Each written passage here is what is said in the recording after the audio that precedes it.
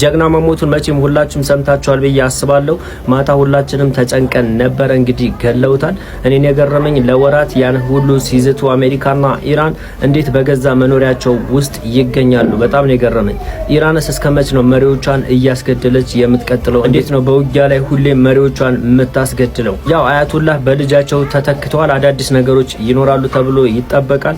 በኢራን በኩል በርካታ ከላይ በምስሉ ላይ እንደምትመለከቱት በርካታ ህዝቦች አደባባይ ወጥተው ሀዘናቸውን እየገለጹ በቀለም እንፈልጋለን እያሉ ይገኛሉ። እንግዲህ አዳዲስ ነገር ካለ አድርሳቸው። የኢራኑ ጠቅላይ መሪ አያቱላህ መገደሉን ተከትሎ የፓኪስታን ህዝብ የአሜሪካ ኤምባሲ ላይ ትልቅ ጥቃት ሰንዝሯል። በቁጣ የተነሳሱት የፓኪስታን ህዝቦች በዚህ ሰዓት ወደ አሜሪካ ኤምባሲ ሄደው አውድመውታል እየተባለ ይገኛል። ቪዲዮ እዚህ ጋር የቲክታክን ህግ ስለሚጥስ አልጠቀመውም። ነገር ግን በፎቶ ላይ እንደምትመለከቱት የአሜሪካ ኤምባሲ በፓኪስታን ወድሟል።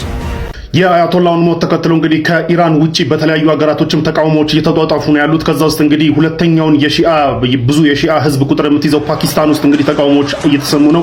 ከዛ ውስጥ እንግዲህ ካራቺ ውስጥ ያለውን የአሜሪካ ኮንሱሌት ውስጥ ሰብረው መግባትና ኮንሱሌቱን ወደ ማቃጠል የገቡም አሉ። በተለያዩ ቦታዎች ወደ ኢራቅም ተቃውሞዎች እየተሰሙ ነው። ገና ነው አሁን ገና ሰው ላይክ እየነቃ ያለው ገና በዚህ ኒውስ ገና እየነቃ ነው ያለው ሚድል ኢስት።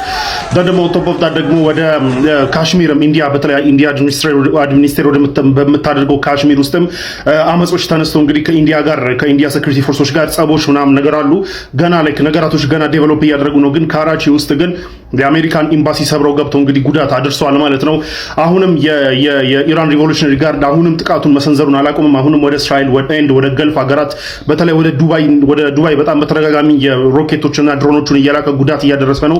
ሶ አያቶላው ባይኖርም አሁንም ጦርነቱን እያስቀጠለ ነው ያለው። ሶ ኮማንዱ ስቲል ኢንታክት ነው ማለት ነው አለ ማለት ነው። ኮማንድ ይሄን ጦሩን የሚመራው ኮማንድ ስቲል ኦፕሬሽናል ነው ማለት ነው። ለማንኛውም አሁንም ጥቃቶች እየቀጠሉ ነው ያሉት። ሶ አዲስ ነገር ሲኖር አሳውቃቸዋል። የአሜሪካው ፕሬዝዳንት ዶናልድ ትራምፕ እንግዲህ ከላይ እንደምትመለከቱት በሲቹዌሽን ሩም ውስጥ ተቀምጦ አጠቃላይ እንግዲህ ጦርነቱን እየመራ ይገኛል። እናም እንግዲህ ከጀርባዬ እንደምትመለከቱት የተለያዩ ወታደራዊ እንቅስቃሴዎችን በርካታ አማካሪዎች በዙሪያው አሉ። በእነሱ መረጃዎችን እየተከታተለ ነው እንግዲህ ጦርነቱን እየመራ የሚገኘው። እናም እንግዲህ በዛሬው ዕለት እጅግ አደገኛ በሚባለው ቢቱ ስፕሪት ቦምብ ጣይ አውሮፕላን በኢራን ላይ እንግዲህ ጥቃት ሊፈጸም ይችላል ተብሎ ከአሜሪካ የወጡ መረጃዎች ያመለክታሉ። መሪዋ የተገደለባት ኢራን በበኩል እንግዲህ በታሪክ ታይቶ የማይታወቅ እጅግ አደገኛ የሆነው መሳሪያ ገና አልተጠቀምንም፣ እስካሁን ድረስ የተጠቀምነው ዝም ብሎ መሳሪያ ነው፣ ገና ጦርነቱ አልተጀመረም፣ ጦርነቱ አሁን ይጀምራል፣ ዓለም አይታው የማታውቀውን እጅግ ዘመናዊና አደገኛ መሳሪያ እንጠቀማለን በማለት እይታቱም ይገኛሉ። በቀጣይ እንግዲህ በዓለማችን ላይ ምን ይፈጠራል የሚለውን ነገር እየተከታተልን የማድረሳችሁ ይሆናል።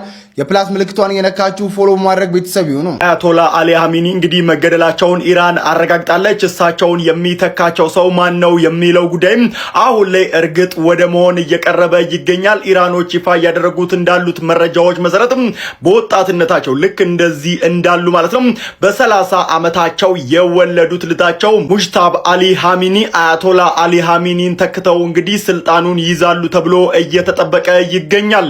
የኻሜኒ ስንብት የኢራኑ መንፈሳዊ መሪ አያቶላ አሊ ኻሜኒ የዛሬ 86 ዓመት ነበር በኢራን መሻድ ከተማ የተወለዱት። የ1950ዎቹ የፖለቲካ እንቅስቃሴ ውስጥም ከገቡ በኋላ የወቅቱ የሙሐመድ ራዘን አገዛዝ በመቃወማቸው ከ6 ጊዜ በላይ ለእስርም ተዳርገዋል። ታዲያ ኻሜኒ የ1979 የኢራን እስላማዊ አብዮት ምልክት ተደርገው ይገለጻሉ።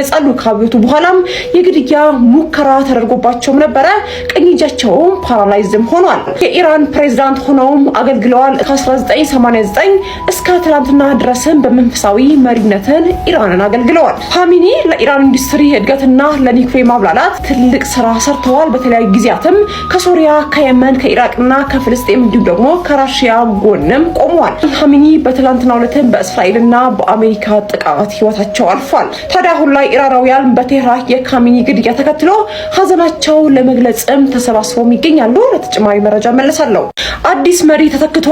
ልጃቸው ተተክቷል። የኢራን ጠቅላይ መሪ አያቶላ አሊ ኻሜኒ መገደላቸው ተከትሎ የእሳቸው ልጅ ሙጅታባ አሊ ኻሜኒ አባቱን ቦታ ተክቶ ስልጣኑ ተረክቧል። ኢራን በአሜሪካ ለተገደለባቸው ጠቅላይ መሪ ለ7 ቀናት የእረፍት ጊዜ እንዲሁም ደግሞ ለ40 ቀናት ሀዘንን አውጃለች።